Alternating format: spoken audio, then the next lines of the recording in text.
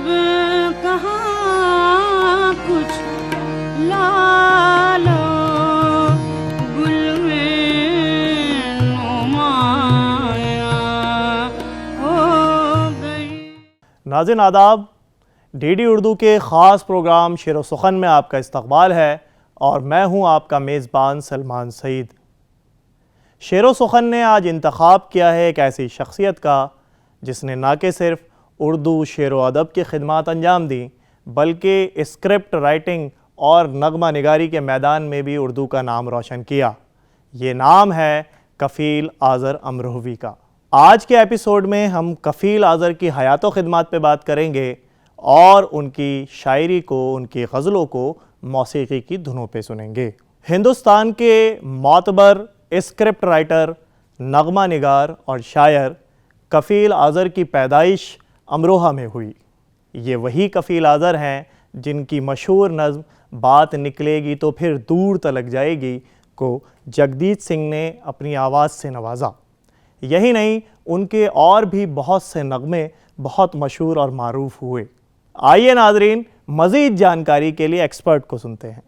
कफ़ील आज़र 23 अप्रैल 1940 को अमरोहा की सरज़मीन पर पैदा हुए।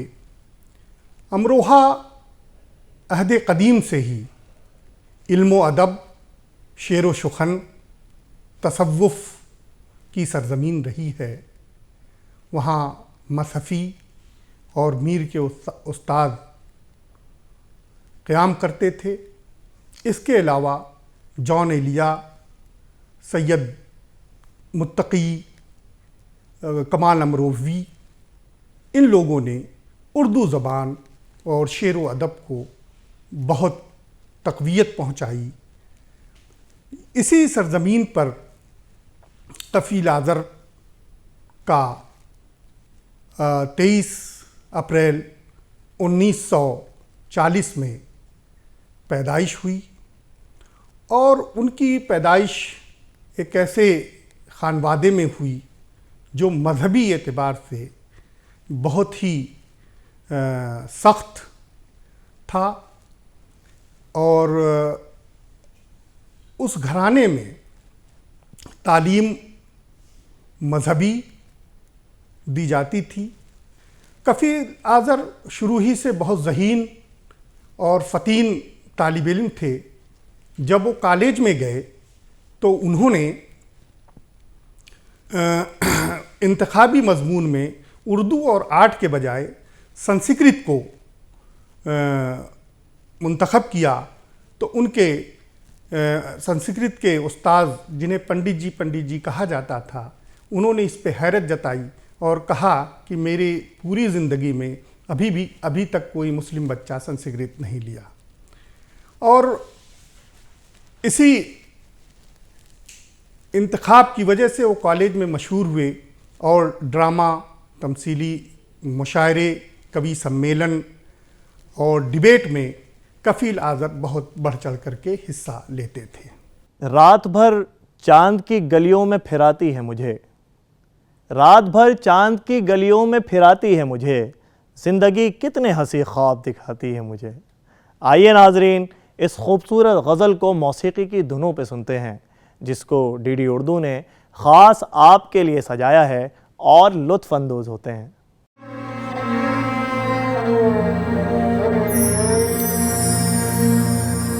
रात भर चांद की गलियों में फिराती है मुझे, रात भर चांद की गलियों में फिराती है मुझे, जिंदगी कितने हंसी ख्वाब दिखाती है मुझे, जिंदगी कितने हंसी ख्वाब दिखाती है मुझे, रात भर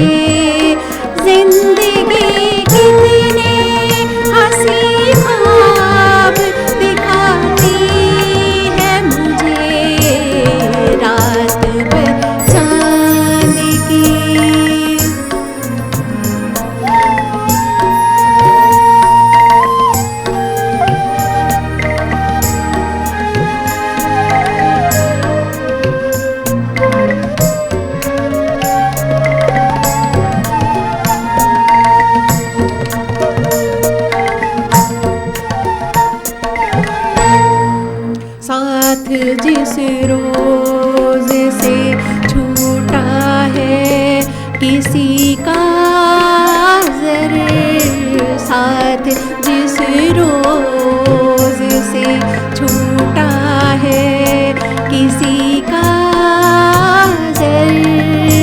जैसे कमरे की हर एक चीज डराती है मुझे, जैसे कमरे की हर एक चीज डराती है मुझे।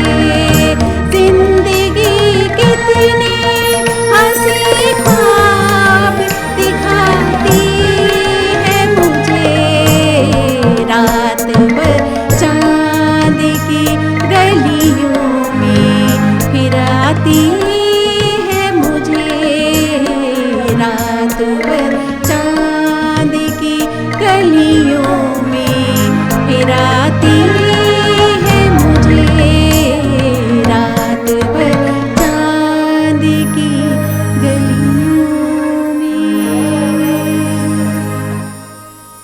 तुमको माहौल से हो जाएगी नफ़रत आज़र, तुमको माहौल से हो जाएगी नफ़रत आज़र, इतने नज़दीक से देखा न करो यारों को। नाज़रीन, जब हम कफ़ील आज़र की शायरी का मुताला करते हैं तो हमें पता चलता है कि उनकी शायरी उनकी ही ज़िंदगी का आईना है। जब हम उनकी शायरी को पढ़ते हैं तो हम उनकी ज़िंदगी के सफ़ों को पलटते हैं और उन्होंने हालात और वक्त की जो तस्वीर कशी की है उसके अंदर दुख हैं, तकलीफ़ हैं, गम हैं और ज़िंदगी के ज़ेरो बम हैं। ये वही दुख है, ये वही तकलीफ़ है जो शायरी की शक्ल में लोगों तक पहुंचती है तो उनको मुतासिर करती है। उनकी पूरी शायरी में हमें तजर्बाती ज़िंदगी की लफ्ज़ियात, उसके इस्तियारात और उसकी तशबीहात हमें देखने को मिलती है। वो ऐसा लगता है कि साहिर लुधियानवी के लफ्ज़ों में कि दुनिया ने तजर्बात व हवादिस की शक्ल में, दुनिया ने तजर्बात व हवादिस की शक्ल में जो कुछ मुझे दिया था वो लौटा रहा हूँ मैं। और उन्होंने अपनी शायरी में जो शहर की ज़िंदगी है, जो शहर की भाग दौड़ है, जो शहर का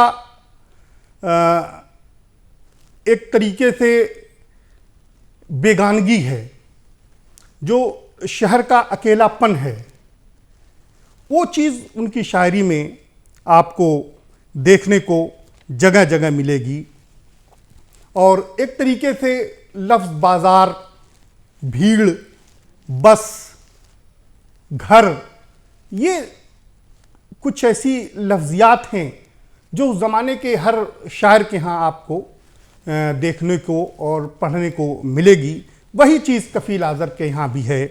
कोई पहचानने, उनका शेर है कि कोई पहचानने वाला नहीं है, कोई पहचानने वाला नहीं है, भरे बाज़ार में तन्हा खड़ा हूँ, मेरा कद इतना ऊंचा हो गया है, मेरा कद इतना ऊंचा हो गया है, फलक की वसतों को नापता हूँ। एक और शेर बहुत ही खूबसूरत है कि उभरते डूबते सूरज का मंज़र, उभरते डूबते सूरज का मंज़र बसों की खिड़कियों से देखता हूँ। तो इस तरह की चीज़ें उनकी शायरी में हमें देखने को मिलती है। और दूसरी तरफ जो उनकी ज़ात की अज़ियतें हैं, जो उनके ज़ात के अज़ाब व सवाब हैं, उनको भी उन्होंने अपनी शायरी में पिरोने की कोशिश की है। उसकी आंखों में उतर जाने को जी चाहता है, उसकी आंखों में उतर जाने को जी चाहता है, शाम होती है तो घर जाने को जी चाहता है। आइए नाजरीन, इस बेहतरीन गज़ल को रंजना जायसवाल जी की खूबसूरत आवाज़ में सुनते हैं, जिसको डीडी उर्दू ने खालिस आपके लिए सजाया है, और महजूज होते हैं। उसकी आँखों में उतर जाने को जी चाहता है उसकी आँखों में उतर जाने को जी चाहता है। शाम होती है तो घर जाने को जी चाहता है। शाम होती है तो घर जाने को जी चाहता है। उसकी आँखों में उतर जाने को जी चाहता है।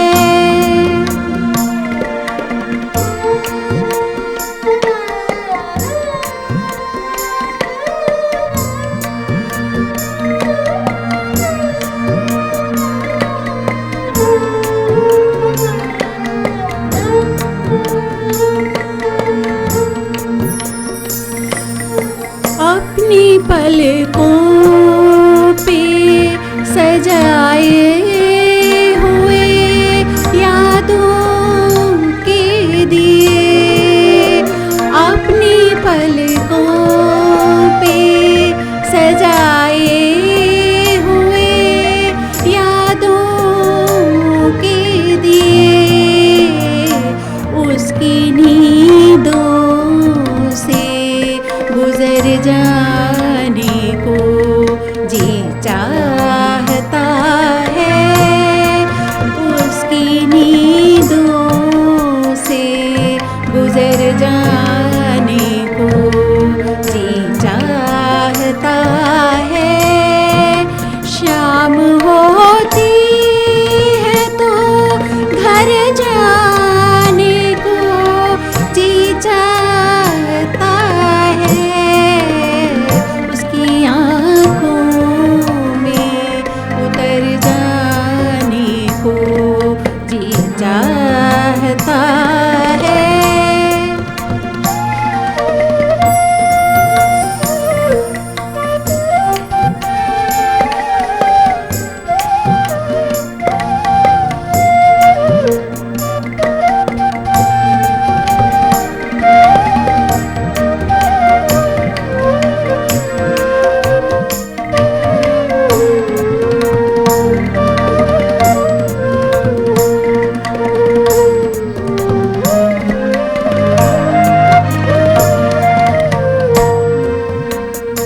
एक उजड़े हुए वीरान खंडर में आज़र।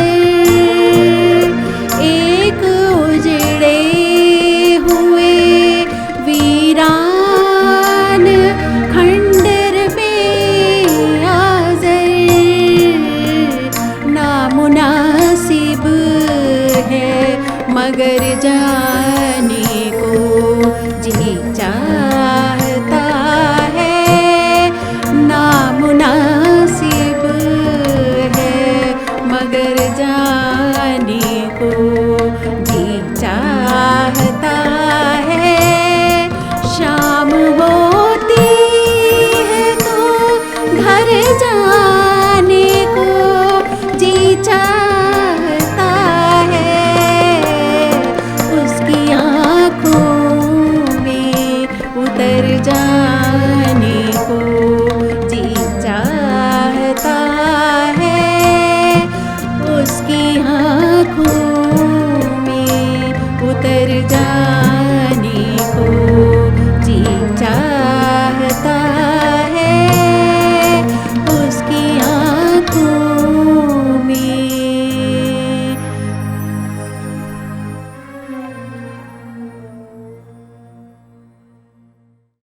मका शीशे का बनवाते हो आज़र, मका शीशे का बनवाते हो आज़र, बहुत आएंगे पत्थर देख लेना। नाजरीन, अमरोहा की मिट्टी ने बहुत से तख्लीकी जहन पैदा किए और जब बात फ़िल्म इंडस्ट्री की हो तो कफ़ील आज़र किसी तोहफ़े से कम नहीं है। उन्होंने बहुत सी मशहूर फ़िल्मों के अंदर गाने लिखे और 50 से ज़ायद मूवीज़ के स्क्रिप्ट राइटिंग की। यही नहीं, मोहम्मद रफ़ी, मन्ना डे, महेंद्र कपूर जैसे मारूफ गाने वालों ने उनके लफ्ज़ों को अपनी आवाज़ अता की। उन्होंने बहुत फिल्मों में उन्होंने काम किया और उस ज़माने के उर्दू के बड़े बड़े शायरों के साथ उन्होंने नगमे लिखे, मकालमे लिखे।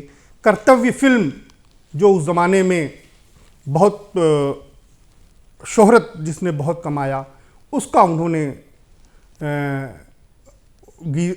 उन्होंने गीत लिखा और बहुत सी इस तरह की गज़लें लिखीं और जिन्होंने जो है न सिर्फ आलमी सतह पर बल्कि दुनिया के सतह पर जो है उसने नाम कमाया।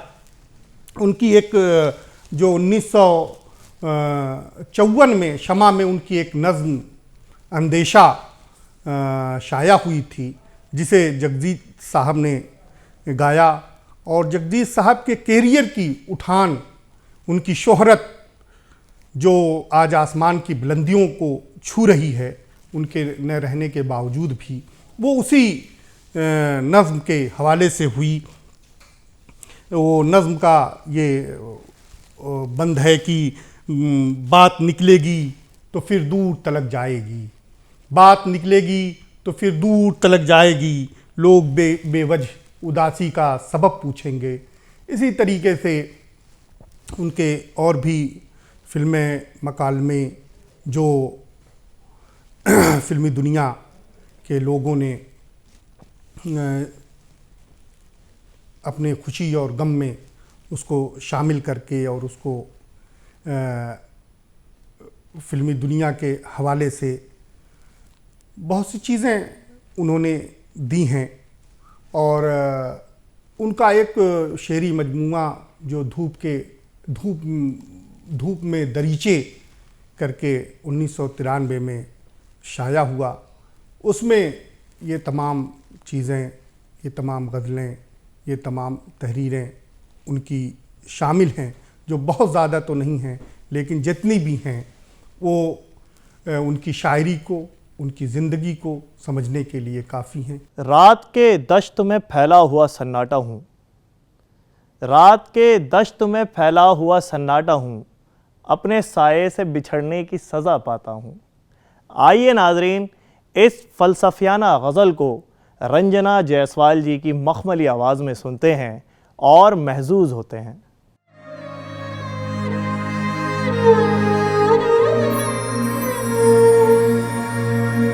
रात की दश्त में फैला हुआ सन्नाटा हूँ, रात के दश्त में फैला हुआ सन्नाटा हूँ, अपने साये से बिछड़ने की सजा पाता हूँ, अपने साये से बिछड़ने की सजा पाता हूँ, रात की दश्त में।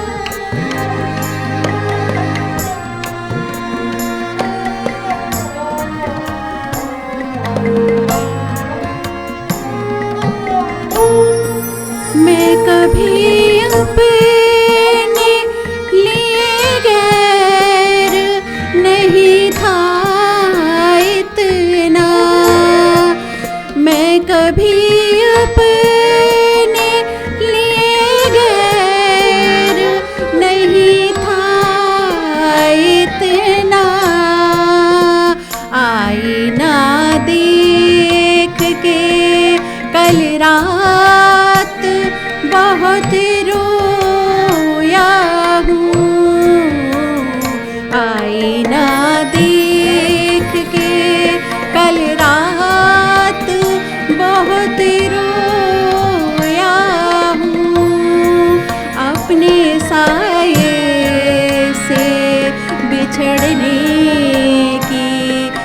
सजा पाता हूँ रात के दश्त में।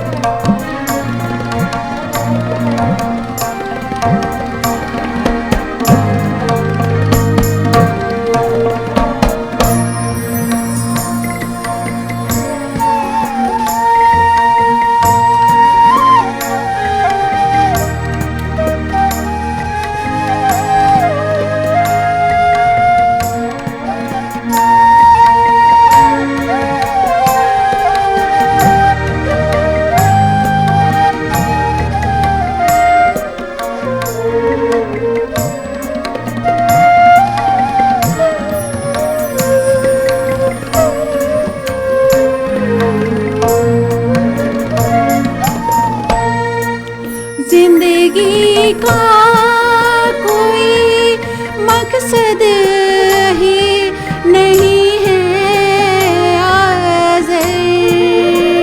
जिंदगी का कोई मकसद ही नहीं है आज़र। और मैं हूँ कि ज़रूरत की तरह जिंदा हूँ। और मैं हूँ कि ज़रूरत की तरह जिंदा हूँ।